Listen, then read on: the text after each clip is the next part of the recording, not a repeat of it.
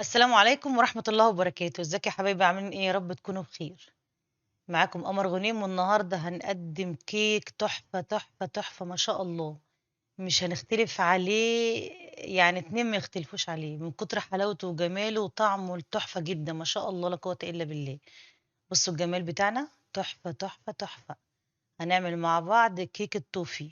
بصوا الجمال والحلاوة، اقتصادي وسهل وبسيط، وهتعملي ما شاء الله طاجن عائلي من مكونات بسيطة جدا جدا كلها في بيتك، وهتقوم دلوقتي تعمليها بعد ما تشوفي الفيديو ده إن شاء الله. بس يلا كده الأول نصلي ونسلم على الرسول. اللهم صل وسلم وبارك على سيدنا محمد وعلى آله وصحبه وسلم. حبايبي بصوا الجمال، ما خدناش فيه أي حاجة، والمكونات كلها عندك من قلب البيت. 4 بيضات معايا، فانيليا سايلة، فانيليا بودرة، براحتك خالص خالص خالص اللي عندك حطيه. ده المج بتاع الشاي بتاع البيت العادي بتاع كل الناس، وكلنا عندنا نفس المج. هنحط بيه، هنعاير بيه كل المقدار. حبايبي خلوا المعيار بتاعكم واحد في كل المقادير، يعني مج كبير صغير حسب ما انت عايزة، بس تعايري بيه كل المقدار، سواء لبن سواء دقيق سواء سكر. دي كوباية سكر مليانة، وده يا حبايبي نص كوباية زيت. انا بوريكم اهو، بس يا ريت يكون الزيت نوعه نضيف عشان الكيك يطلع طعمه حلو وريحته احلى. بص انا بوريكم نص كوبايه زيت، وهنعملها في الخلاط، ولا اسهل ولا احلى من كده، ولا هنطلع مضرب ولا اي حاجه. وده معانا كوبايه حليب كبيره او لبن اهو، كله في الخلاط. مش هتاخد معاكي بالظبط، هتخش المطبخ مش هتتمي نص ساعه وتكوني مخلصاها كله. هي ما بتاخدش في الفرن حوالي 25 دقيقه سوا. بس الضرب بقى دلوقتي في الخلاط مش هنقل من 3 ل4 دقايق عشان يديك الفوم الابيض ده.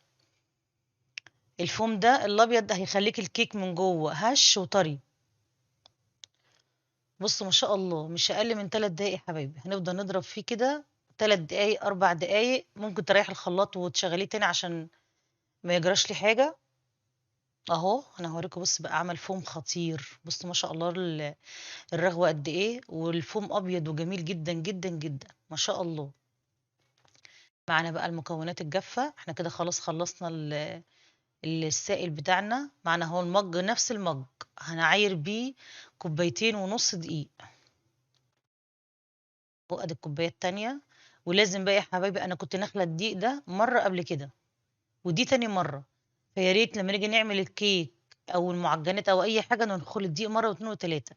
انا بوريكم النوعية اللي انا استخدمتها في البيكنج باودر. استخدمت كيك شيف، بيفتح الكيك جدًا، جدًا، وبيخلّيه هش معاكِ وشكله من جوّه جميل. ودي رشة ملح عشان تضبط لي الطعم. أهو، هاحاول بقى إن أنا أنخله تاني معاكم عشان تشوفوا. يا ريت يا حبايبي، ملحوظة جميلة جدًا، جدًا اللي عايز يعمل كيك ويطلع معاه ناجح. الدقيق، نجيب دقيق نوعية كويسة وننخله مرة أو 2 و3. كل ما تنخلي الدقيق كل ما يدخّل هوا، كل ما يرتفع معاكِ الكيك. كده خلاص نخلناه. هنجيب بقى اللي إحنا ضربناه في الخلاط أهو.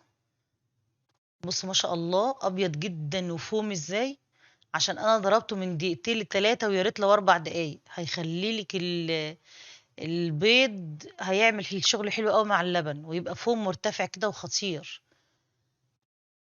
فضيت كل السوائل وهنقلّب بقى في اتجاه واحد.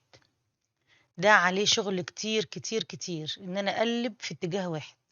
يعني ما اجيبش المضرب وارجع بيه تاني عكس، أطلّع الهوا اللي أنا دخّلته في ضرب البيض واللبن. بُصّوا الرغاوي دي، ده من ضرب اللي أنا ضربته في الخلاط.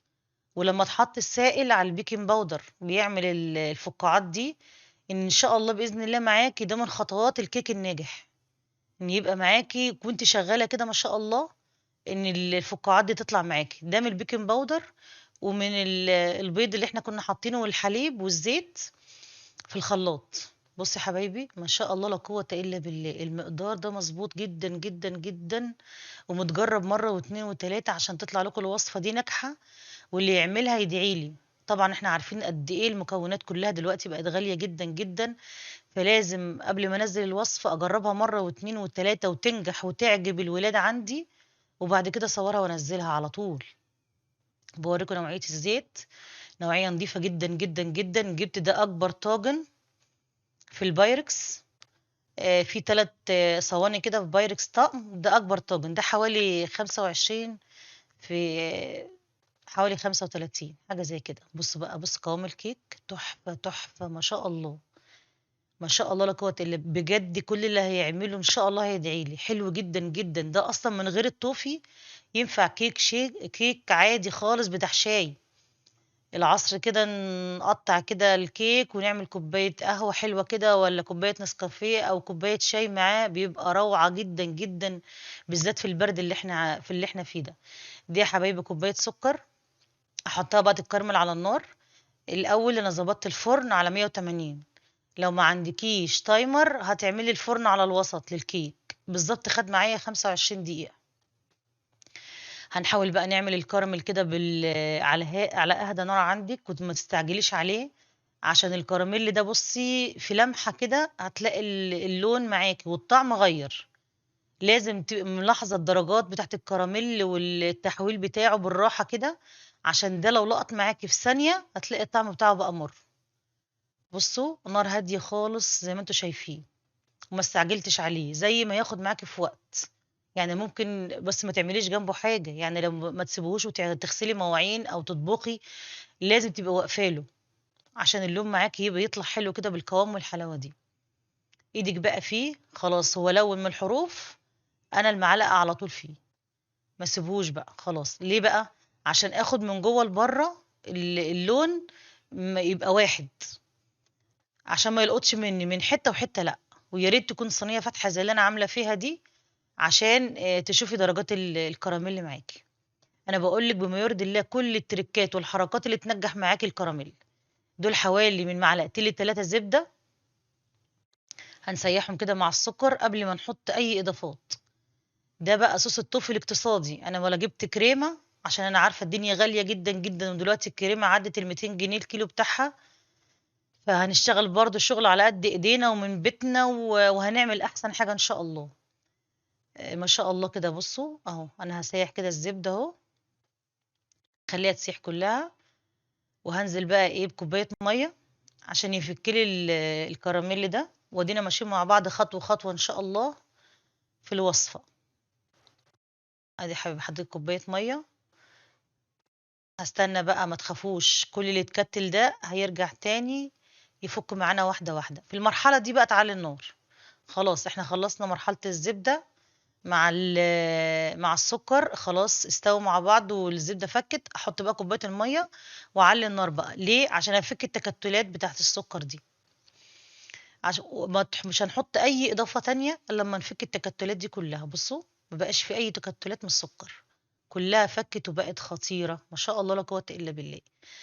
دلوقتي بقى هنعمل إيه، هاجيب كوباية لبن حوالي 300 مِلّي، اللي هو المَج الكبير، مش الكوباية اللي كنت أنا معايرة بيها الأولاني لأ. الكيك ده ليه معيار ده لوحده، وده بقى أنا هاعاير بيه كوباية حوالي 300 مِلّي، المَج الكبير اللي أنا هاوريه لكم دلوقتي. وهاحط عليه معلقتين نشا مش هرميين، هاوريكم برضه دلوقتي كل حاجة إن شاء الله بالتفصيل. إن شاء الله الكيك هيطلع معاكم ناجح جدًا، جدًا، جدًا، وهيعجبكم بإذن الله وهتبعتوا لي تطبيقاتكم. بُصّوا يا حبايبي دي الكوباية أهي، حوالي 300 مِلّي لبن، هاقلِّب فيه معلقة النشا وأجيب المعلقة التانية كمان، ما شاء الله لا قوة أدي المعلقة التانية هاقلِّبها، لازم أقلِّب النشا كويس جدًا، جدًا في اللبن. خلاص أنا كده الكراميل اللي معايا كل السكر داب اللي كان متكتل مني معايا من مَيّة، اللي أنا كوباية المَيّة اللي أنا حطيتها أهو. هانزل بقى بكوباية الحليب بالنشا، معلقتين النشا مع كوباية الحليب، بعد ما السكر داب أنا حطيته، خلاص كده. إيدي بقى مش هتسيب المعلقة، تقليب مستمر عشان إن النشا ما ينرقدش مني تحت ويعمل لي تكتلات. أهو على طول هافضل بقى نازلة فيه تقليب، أنا مش هاسيبه خالص، خالص، خالص، مش هياخد معاكِ باقول لِك يعني بالضبط، بالضبط 10 دقايق، يعني الكراميل كلّه. على نار وسط. انت بتسخني طاسه جدا جدا جدا وبتحطي كوبايه السكر وبتعملي النار هاديه للنص على طول. وما تيجي تحطي كوبايه الميه هتعلي النار، الميه تفك معاكي التكتلات، هتنزلي باللبن والنشا، مش هياخد معاكي اي وقت. بصوا الجمال والحلاوه، تحفه تحفه تحفه. توفي اقتصادي جدا جدا جدا وفي نفس الوقت طعمه خطير. ده حوالي مكعب شوكولاته بيضه. انا لازم استبدل بقى الكريمه باي حاجه تانية عشان تغني لي الطعم. مكعب شوكولاته بيضه ده حوالي 100 جرام. عندك كريمه خير وبركه هتحطي كريمه، ما عندكيش كريمه ممكن مع اللبن بقى والنشا تحطي معلقتين كريم شانتيه خام، عشان برضو لو ما عندكيش شوكولاته بيضه. بس هي بصراحه بالشوكولاته البيضه بتعمل لها طعم حلو جدا جدا جدا. اهو انا بوريكم السمك بتاعه تحفه تحفه تحفه. انا كده خلاص قفلت النار. حطي بقى فانيليا هنا، بودر. مش هينفع احط هنا فانيليا سايله، بتبقى طعمها مش قد كده زي البودر في الصوص. لكن في الكيك عشان زفاره البيض قويه لازم احط لها فانيليا اقوى من زفاره البيض. بصوا ما شاء الله، بصوا السمك بتاعه تحفه تحفه، والله طعمه مش قادره اقول لكم. لما ان شاء الله هتجربوا هتعرفوا تحفه جدا جدا واقتصادي وعلى قد ايدك، على قد ايدك ومن بيتك. مش هنتكلف برضو حاجات عاليه وهنعمل احلى حاجه لاولادنا. بص يا حبايبي انا بعمل لكم بوريكم السمك بتاعه ده، كل ده لسه سخن، لسه كمان لما يبرد. تحفه تحفه تحفه ما شاء الله لا قوه الا بالله. طلعنا الكيك، بصوا الجمال، ما شاء الله تحفه تحفه تحفه. الكيك خطير خطير. انا بقى هخرمه كده بالشوكه عشان دلوقتي انا هسقيه كوبايه حليب برضو حوالي 300 ملي، وهحط لها معلقتين سكر اهو.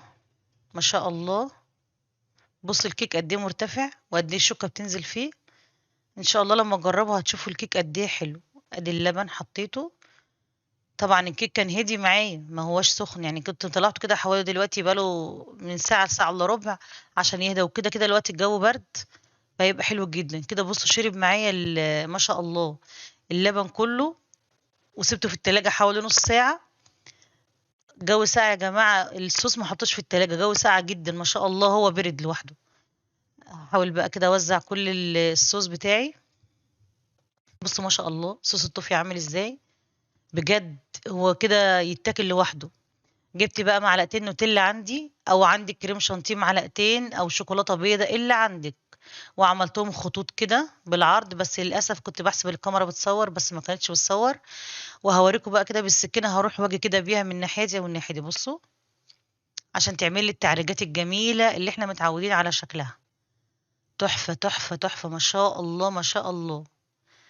ان شاء الله هتجربوا وهتقولوا لي قد ايه الكيك طري جدا وحلو جدا جدا. بالف هنا وشفا لينا وليكوا يا حبايبي. اهو دلوقتي كمان هقطع معاكم واوريكم قد ايه الكيك مرتفع وجميل.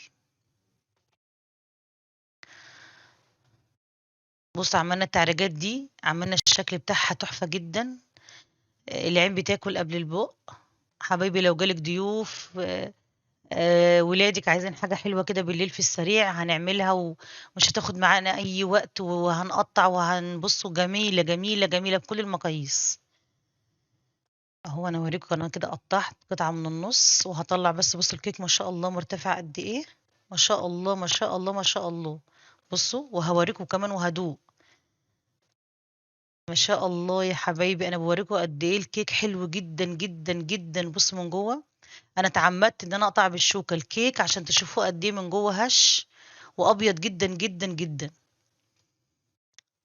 حبايبي ان شاء الله يعجبكم الكيك تحفه تحفه تحفه.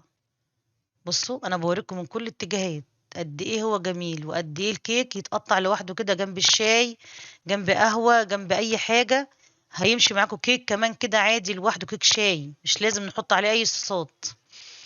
حبايبي اللي عجبتكم الوصفة لايك وشير وسبسكرايب لقناتنا على اليوتيوب، ويا ريت نفعل زر الجرس عشان يوصل لكم مننا كل جديد من فيديوهاتنا الجامدة جدا جدا جدا. والسلام عليكم يا حبايبي ورحمة الله وبركاته.